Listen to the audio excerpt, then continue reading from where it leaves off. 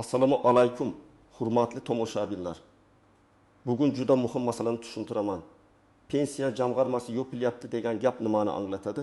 Bu pensiyalar to'xtaydi deganim yoki faqat tizim qayta tashkil qilinyaptimi? Oddiy odam hozir nima qilishi kerak? Bu mavzu nafaqat pensionerlarga, balki hali pensiyaga chiqmagan, rasmiy ishlayotgan, mehnat daftarchasida muammo bo'lgan. Ish staji yetarli yetmasligini bilmayotgan har bir inson uchun juda muhim. Videoni oxirigacha ko'ring, chunki birgina hujjat yetishmasa, kelajakdagi pensiya miqdoringiz kamayib qolishi mumkin. Kanalga hoziroq obuna bo'ling. Like bosing, chunki men bunday muhim ijtimoiy va moliyaviy yangiliklarni oddiy tilda tushuntirib boraman. Avvalo eng asosiy savolga javob beraman. Pensiya jamg'armasi yopilsa, odamlarning pensiyasi yo'q bo'lib ketadimi? Yo'q. Buni aniq tushunib oling. Gap pensiya to'lovlari bekor qilinishi haqida emas. Gap tizim, idoralar, vakolatlar hujjat yuritish tartibi va xizmat ko'rsatish mexanizmi o'zgarishi haqida ketmoqda. Ya'ni davlat pensiya to'lash majburiyatidan voz kechayotgani yo'q. Lekin sizning hujjatlaringiz, ish stajingiz, rasmiy daromadlaringiz va elektron bazadagi ma'lumotlaringiz to'g'ri bo'lmasa, yangi tartibga o'tish jarayonida muammoga duch kelishingiz mumkin. Oldin qanday edi? Ko'pchilik pensiya yoshiga yaqinlashganda tuman yoki shahar pensiya jamg'armasi bo'limiga borardi. U yerda xodimlar mehnat daftarchasini, ish haqi ma'lumotnomasini, harbiy biletni, diplomni, bolalar tug'ilganlik guvohnomasini, nikoh yoki familiya o'zgarganini tasdiqlovchi hujjatlarni ko'rib chiqardi. Keyin staj hisoblanardi. Ish haqi davrlari tanlanardi. Pensiya tayinlanardi. Ko'p narsa qog'oz hujjatlarga bog'liq edi. Mehnat daftarchasida muhr bo'lsa, yozuv bo'lsa, arxivdan ma'lumotnoma topilsa staj tan olinardi. Endi nima o'zgaryapti? Davlat xizmatlari tobora elektronlashyapti. Pensiya, nafaqa, ijtimoiy yordam va boshqa to'lovlar bo'yicha ma'lumotlar yagona tizimlarga o'tkazilyapti. Ayrim hududiy bo'limlar qayta tashkil qilinishi, ayrim funksiyalar boshqa mas'ul tashkilotlarga o'tishi, xizmatlar May.gov.uz davlat xizmatlari markazi yoki mas'ul ijtimoiy himoya organlari orqali ko'rsatilishi mumkin. Oddiy til bilan aytsam, siz borib turgan eski idora nomi, eshigi yoki tartibi o'zgarishi mumkin, lekin sizning huquqingiz yo'qolmaydi. Ammo huquqni isbotlash uchun ma'lumotlar bazada to'g'ri turishi kerak. Mana shu yerda eng katta xavf boshlanadi. Ko'pchilik men 30 yil ishlaganman, davlat biladi-ku deb o'ylaydi. Amalda esa davlat bazasida hamma davr ham avtomatik ko'rinmasligi mumkin. Ayniqsa 1990 yillar, 2000 yillarning boshidagi ish joylari, yopilib ketgan korxonalar, kolxoz, shirkat, xususiy firma, vaqtincha mehnat shartnomasi bilan ishlagan davrlar, arxivga topshirilmagan hujjatlar muammo tug'diradi. Siz hayotda ishlagansiz, lekin tizimda ko'rinmasa, pensiya hisobida bu davrda tasdiqlash talab qilinadi. Kimlar ayniqsa xavotir olishi kerak? Birinchi navbatda pensiya yoshiga yaqin bo'lganlar. Erkaklar uchun 60 yoshga, ayollar uchun 55 yoshga yaqinlashganlar. Masalan, 1965 yilda tug'ilgan erkak yoki 1970 yilda tug'ilgan ayol pensiyaga chiqish hujjatlarini hozirdan tekshirish kerak. Chunki pensiya yoshiga yetganda arxiv izlab yurish, korxona yopilib ketgan bo'lsa rahbarni topish, muhrli ma'lumotnoma olish juda qiyin bo'ladi. Bugun buni 2-3 haftada hal qilishingiz mumkin. Ertaga esa 2-3 oy yoki undan ko'proq vaqt ketishi mumkin.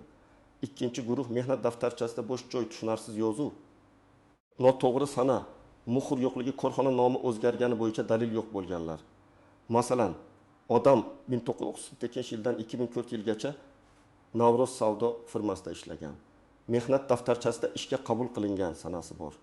Lekin bo'shatilgan sanasida muhr yo'q yoki firma tugatilgan. Bunday holatda tizim bu davrni qanday tasdiqlaysiz deb so'rashi mumkin.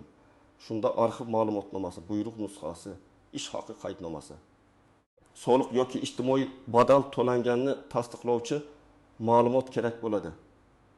Uchinchi guruh rasmiy va norasmiy ishlagan davrlari aralash bo'lganlar. Masalan, Akmal aka 25 yil ishlaganman deb hisoblaydi. Lekin 8 yil bozorda norasmiy savdo qilgan, 5 yil tanishining ustaxonasida og'zaki kelishuv bilan ishlagan, 12 yil rasmiy korxonada bo'lgan. Pensiya hisobida faqat qonuniy tasdiqlangan davrlar inobatga olinadi. Demak, Akmal aka 25 yil mehnat qildim desa ham, hujjat bo'yicha 12 yil ko'rinishi mumkin. Bu esa pensiya miqdoriga jiddiy ta'sir qiladi. 4-guruh chet elda ishlaganlar: Rossiya, Qozog'iston, Janubiy Koreya. Turkiya yoki boshqa davlatlarda ishlagan yurtdoshlarimiz ko'p. Chet eldagi ish davri har doim ham avtomatik ravishda O'zbekistondagi pensiya stajiga qo'shilavermaydi. Bu masala davlatlararo kelishuv, rasmiy mehnat shartnomasi. Badal to'langan to'lanmaganiga bog'liq. Masalan, odam 10 yil Rossiyada ishlagan, lekin patent bilanmi, shartnoma bilanmi, sug'urta badali to'langanmi? Bularni tasdiqlovchi hujjatlar bo'lmasa, keyin muammo chiqadi. Shuning uchun chet elda ishlaganlar alohida papka qilib hujjat yig'ishi shart. Endi kimlar kamroq xavotir olishi mumkin? Agar siz oxirgi yillarda to'liq rasmiy ishlagan bo'lsangiz, ish beruvchingiz soliq va ijtimoiy to'lovlarni o'z vaqtida topshirgan bo'lsa, elektron mehnat shartnomangiz tizimida bo'lsa, ish haqi plastik karta orqali o'tgan bo'lsa, sizda xavf kamroq. Lekin bu umuman tekshirmasangiz ham bo'ladi degani emas. Chunki ba'zida familiya xatosi, pasport ma'lumoti yangilanmagani, eski JSH yoki tug'ilgan sana noto'g'ri kiritilgani kabi mayda xatolar ham keyin katta muammoga aylanishi mumkin. Keling, oddiy misol bilan tushuntiraman. Dilbar opa 55 yoshga kiryapti. U 20 yil maktabda ishlagan. Keyin 6 yil farzand tarbiyasi bilan uyda bo'lgan. Keyin yana tekis yil bog'chada ishlagan. Umumiy hayotiy mehnati katta. Agar maktab va bog'cha davrlari elektron bazada to'g'ri ko'rinsa, muammo kam. Lekin farzand parvarishi davri diplom bo'yicha o'qigan yillari yoki boshqa hisobga olinadigan davrlar bo'yicha hujjat talab qilinishi mumkin. Bolalarning tug'ilganlik guvohnomasi, nikoh guvohnomasi, familiya o'zgargan bo'lsa tegishli hujjatlar kerak bo'ladi. Agar bir hujjatda familiya Karimova boshqasida Karimova Dilbar o'rniga Karimova deb yozilgan bo'lsa ham ba'zan qo'shimcha tasdiq so'raladi. Yana bir misol. Bahrom aka zavodda 1992 yildan 2007 yilgacha ishlagan. Zavod keyin tugatilgan. Mehnat daftarchasida yozuv bor, lekin zavodning eski muhri xira. Agar arxivda buyruqlar saqlangan bo'lsa, hammasi yaxshi. Agar arxivga topshirilmagan bo'lsa, Bahrom aka sud orqali stajni tasdiqlashga majbur bo'lishi ham mumkin. Bu esa vaqt, asab va xarajat degani. Shuning uchun men hammaga aytaman, pensiyaga 5 yil qolganda emas, imkon qadar hozir tekshiring. Pensiya miqdori faqat yoshga bog'liq emas. U stajga, oylik daromadga, hujjatlarning to'g'riligiga, ayrim imtiyozli davrlarga va qonunda belgilangan hisob-kitob tartiblariga bog'liq. To'liq pensiya uchun odatda erkaklarda ko'proq staj, ayollarda alohida belgilangan staj talab qilinadi.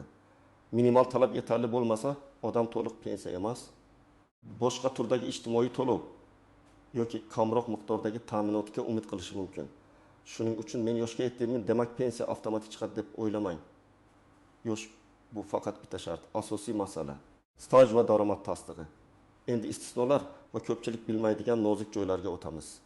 Birinchi nozik joy, mehnat daftarchasi borligi yetarli emas. Mehnat daftarchasidagi har bir yozuv qonuniy rasmiylashtirilgan bo'lishi kerak. Ishga qabul qilish buyrug'i, bo'shatish buyrug'i, tashkilot muhri, mas'ul shaxs imzosi, korxona nomi mosligi muhim. Agar tashkilot nomi o'zgargan bo'lsa, falon korxona keyinchalik falon nom bilan qayta ro'yxatdan o'tgan degan hujjat kerak bo'lishi mumkin. Ikkinchi nozik joy, ish haqi ma'lumotnomasi. Ba'zi odamlar staji yetarli bo'lsa ham yaxshi oylik olgan davrini tasdiqlay olmagani uchun pensiyasi pastroq chiqadi. Masalan, siz 2005-2010 yillarda yaxshi lavozimda ishlagansiz, lekin korxona yopilgan. Ish haqi qaydnomalari arxivga topshirilmagan. Natijada hisob-kitobda siz kutgan daromad inobatga olinmasligi mumkin. Shuning uchun eski ish joylaringizdan ish haqi bo'yicha ma'lumotnomalarni oldindan olib qo'yish foydali. Uchinchi nozik joy, familiya, ism. Otasining ismi o'zgarishi. Ayollar nikohdan keyin familiya almashtiradi. Ayrimlar pasport yangilaganda ism yozilishi bir harfga farq qiladi. Masalan, Gulnora bir joyda Gulnara, Yo'ldoshev bir joyda Yo'ldoshev yozilgan. Elektron tizimlar bunday farqni ba'zida alohida shaxs deb qabul qilishi mumkin. Shuning uchun nikoh guvohnomasi, familiya o'zgarganini tasdiqlovchi hujjat, yangi va eski pasport ma'lumotlari muhim. 4-nozik joy. Tadbirkorlar. Yakka tartibdagi tadbirkor bo'lgan odam men biznes qilganman deydi. Lekin pensiya uchun muhim savol. Tegishli soliqlar va ijtimoiy to'lovlar to'langanmi? Faoliyat to'xtatilgan davrlar bormi? Patent yoki ro'yxatdan o'tish bor edimi? Agar tadbirkorlik rasmiy bo'lsa va to'lovlar to'langan bo'lsa, bu davrlar hisobga olinishi mumkin. Agar odam faqat og'zaki savdo qilgan bo'lsa, bu pensiya staji sifatida tan olinmaslik ehtimoli yuqori. Beshinchi nozik joy, imtiyozli pensiyalar. Ayrim kasblarda zararli mehnat sharoiti, og'ir ish, tibbiyot, ta'lim, harbiy xizmat yoki boshqa maxsus toifalar bo'yicha alohida tartiblar bo'lishi mumkin. Lekin bu yerda ham men og'ir ishda ishlaganman deyish yetarli emas. Lavozim nomi ish joyining ro'yxatga mosligi, ish sharoiti buyruqlar, attestatsiya hujjatlari kerak bo'ladi. Masalan, kon, kimyo, metallurgiya. Ayrim tibbiy bo'limlar yoki maxsus xizmatlar bo'yicha hujjatlar juda aniq bo'lishi shart. Endi eng muhim qism, siz hozir nima qilishingiz kerak? Birinchi qadam, shaxsiy hujjatlaringizni tekshiring. Pasport yoki ID karta, JSHR. Tug'ilganlik ma'lumotlari, nikoh guvohnomasi, familiya o'zgargan bo'lsa, shu hujjatlar bir-biriga mos bo'lsin. Bitta harf xato bo'lsa ham keyin tuzatish oson bo'lmaydi. Agar xato topsangiz, fuqarolik holati dalolatnomalarini yozish organi yoki tegishli davlat xizmatlari orqali tuzatish masalasini ko'ring. Ikkinchi qadam, mehnat daftarchangizni olib, boshidan oxirigacha tekshiring. Har bir ish joyi bo'yicha ishga kirgan sana, ishdan chiqqan sana lavozim, buyruq raqami, muhr va imzo bor yo'qligini ko'ring. Agar mehnat daftarchangiz ish beruvchida bo'lsa, undan nusxa olishni so'rang. Elektron mehnat daftarchasi mavjud bo'lsa, undagi ma'lumotlarni ham tekshiring. Qog'ozdagi va elektron ma'lumotlar mos kelishi kerak. Uchinchi qadam, ish stajingizni oldindan aniqlang. Buning uchun Davlat xizmatlari markaziga murojaat qilishingiz Maykakov. Uz orqali mavjud xizmatlarni tekshirishingiz yoki hududingizdagi pensiya va ijtimoiy himoya masalalari bilan shug'ullanuvchi mas'ul tashkilotga borishingiz mumkin. Mening pensiya stajim bo'yicha bazada qanday ma'lumotlar bor? Qaysi davrlar ko'rinmayapti deb aniq so'rang. Umumiy gap so'ramang, yozma yoki elektron ma'lumot olishga harakat qiling. 4-qadam, eski ish joylaringiz bo'yicha ma'lumotnoma yig'ing. Agar korxona hozir ham faoliyat yuritayotgan bo'lsa, kadrlar bo'limidan ish davringiz va ish haqi bo'yicha ma'lumotnoma so'rang. Agar korxona yopilgan bo'lsa, tuman yoki shahar arxiviga murojaat qiling. Arxivga borganda shunchaki menga hujjat kerak demang. Korxona nomi, ishlagan yillaringiz, lavozimingiz, taxminiy buyruq sanalari, eski manzilini ayting. Qancha aniq ma'lumot bersangiz, arxiv xodimlari shuncha tez topadi. 5-qadam, hujjatlarni skaner qilib alohida papkada saqlang. Bugun ko'pchilik hujjatni faqat qog'ozda ushlab yuradi. Lekin qog'oz yo'qolishi, namlanishi, yirtilishi mumkin. Telefoningizga rasmga olib qo'ying. Lekin yaxshisi PDF qilib saqlang. Pasport, mehnat daftarchasi sahifalari, diplom, harbiy bilet, nikoh guvohnomasi, bolalar tug'ilganlik guvohnomasi, ish haqi ma'lumotnomalari, arxiv javoblari hammasi alohida tartibda bo'lsin. Nomini ham tushunarli qilib qo'ying. 1993-2004 Navro'z savdo ish staji, 2005-2010 ish haqi ma'lumotnomasi kabi. 6-qadam, rasmiy ishlamayotgan bo'lsangiz, bugundan rasmiylashtirish haqida o'ylang. Pensiya kelajakdagi masala emas, bugundan yig'iladigan huquq. Agar siz ustachilik qilsangiz, tikuvchilik qilsangiz, taksi qilsangiz, savdo qilsangiz, xizmat ko'rsatsangiz, faoliyatingizni qonuniy shaklga keltirish imkoniyatlarini o'rganing. Yakka tartibdagi tadbirkorlik o'zini o'zi band qilish yoki boshqa rasmiy shakllar orqali kelajakdagi pensiya huquqingizni mustahkamlashingiz mumkin. Har bir holatda soliq va ijtimoiy to'lovlar tartibini mutaxassisdan aniqlang. 7-qadam, agar siz allaqachon pensioner bo'lsangiz ham befarq bo'lmang. Tizim o'zgarganda to'lov usuli, bank kartasi, manzil, hujjat yangilanishi, nogironlik yoki boquvchisini yo'qotganlik bo'yicha ma'lumotlar qayta tekshirilishi mumkin. Pensiya kartangiz faolmi? Pasport ma'lumotingiz yangilanganmi? Yashash manzilingiz to'g'rimi? Ishonchnoma orqali olayotgan bo'lsangiz, uning muddati o'tmaganmi? Bularni tekshiring. Ayniqsa qishloq joylarda keksalar farzandlariga ishonib qo'yadi, lekin hujjat muddati o'tib ketganini bilmay qoladi. Agar sizda staj bo'yicha nizo chiqsa, nima qilasiz? Avval mas'ul idoradan yozma rad javob yoki izoh oling. Og'zaki bo'lmaydi degan gap bilan to'xtamang. Qaysi davr nima sababdan hisobga olinmayapti? Qaysi hujjat yetishmayapti? Aniq yozdiring. Keyin arxiv, sobiq ish beruvchi, soliq organi, sud yoki boshqa vakolatli tashkilot orqali tasdiq yo'lini ko'ring. Ba'zi holatlarda guvohlar ko'rsatmasi ham yordam berishi mumkin. Lekin bu har doim ham yetarli bo'lmaydi va odatda sud tartibida ko'rib chiqiladi. Mening asosiy maslahatlarimdan biri, pensiya hujjatini pensiya yoshiga yetgan kuni boshlamang. Kamidan 22 yil oldin boshlang. Eng yaxshisi. Hozir boshlang. Chunki tizim qayta tashkil qilinayotgan paytda eski xatolar yuzaga chiqadi.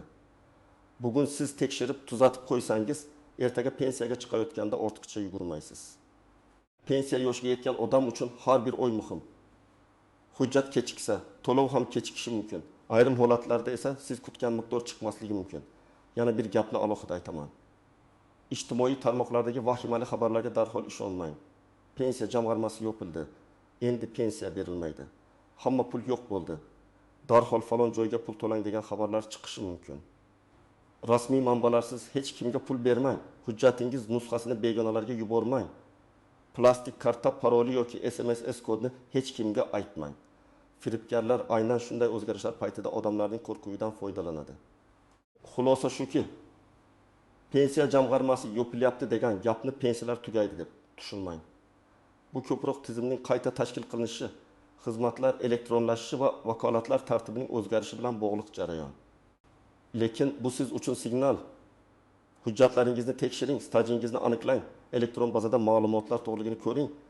Eski ish joylaringizdan ma'lumotnomalarni yig'ing. Kim hozir tayyorlansa ertaga xotirjam bo'ladi.